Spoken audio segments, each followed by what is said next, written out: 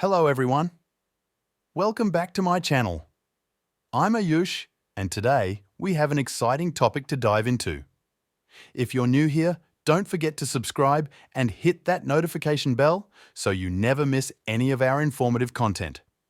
Without further ado, let's get started with an overview of Flutter. Flutter is a popular open source framework for building mobile apps. It's developed by Google and is known for its simplicity and efficiency. Flutter uses a single code base to create apps for both Android and iOS platforms, saving time and effort. Flutter uses the Dart programming language. The core of Flutter is its widget-based architecture. Widgets are like building blocks for your app's user interface. You can customize them and arrange them to create your app's layout. Widgets are categorized into two main types: stateless widget and stateful widget.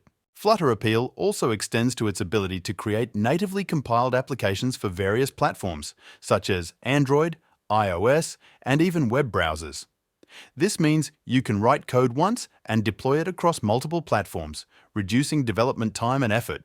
Another advantage of Flutter is its extensive community support and a growing library of packages and plugins, which expand its capabilities and allow you to add features like maps, animations, and more with ease. Flutter advantages: single code base, hot reload, rich and customizable UI, rich set of customizable widgets and tools for creating beautiful and responsive user interfaces, performance, native ARM code resulting in high-performance applications, open source, platform integration, integrate with native features and APIs, adaptive development, adapt to different screen sizes, orientations, and platforms.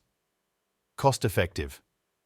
Google actively maintains and updates Flutter, adding new features and improvements regularly. That's it for our quick overview of Flutter.